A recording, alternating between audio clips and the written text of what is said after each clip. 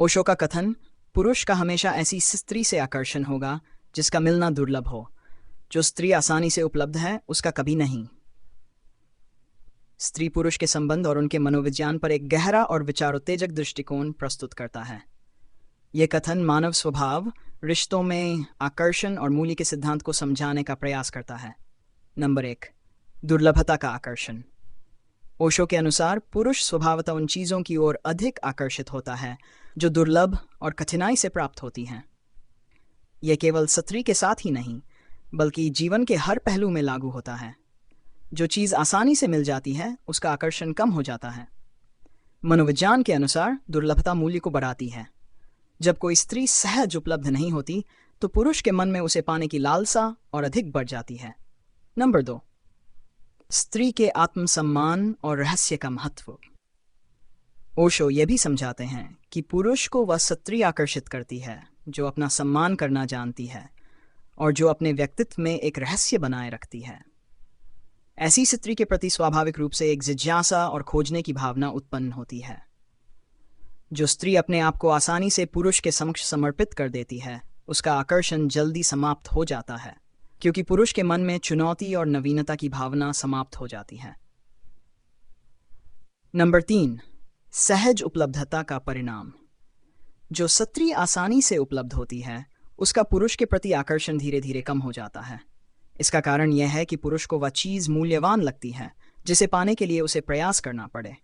अगर कोई चीज़ या रिश्ता बिना किसी संघर्ष के मिल जाए तो मनुष्य उसे हल्के में लेने लगता है। ओशो कहते हैं कि सहज उपलब्धता पुरुष को जल्दी ऊब और उदासीनता का शिकार बना देती है। नंबर 4, खेल और विजय का मनोविज्ञान। ओशो का यह कथन पुरुष के खेल और विजय के मनोविज्ञान को भी उजागर करता है।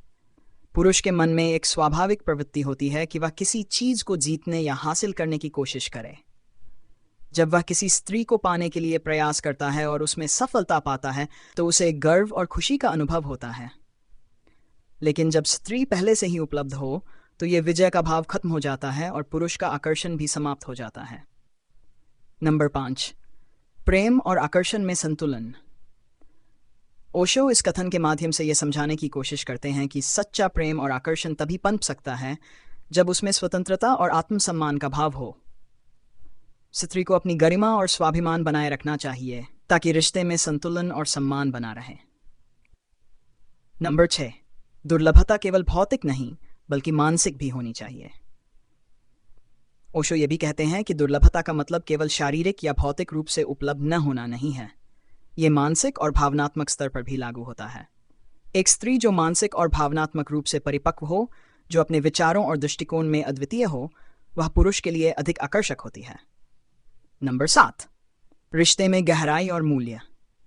ओशो के इस विचार का एक अन्य पक्ष यह है कि यह केवल पुरुष की प्रवृत्ति को उजागर नहीं करता बल्कि स्त्री को भी यह संदेश देता है कि वह अपनी स्वतंत्रता, गरिमा और मूल्य को समझे।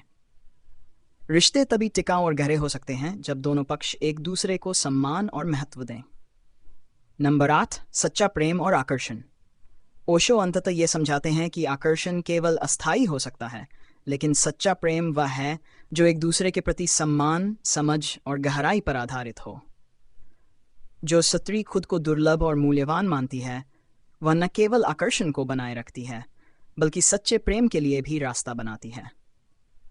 ओशो का यह कथन केवल पुरुष स्त्री के बीच के संबंधों तक सीमित नहीं है बल्कि यह मनुष्य के स्वभाव और जीवन की गहरी समझ को दर्शाता है।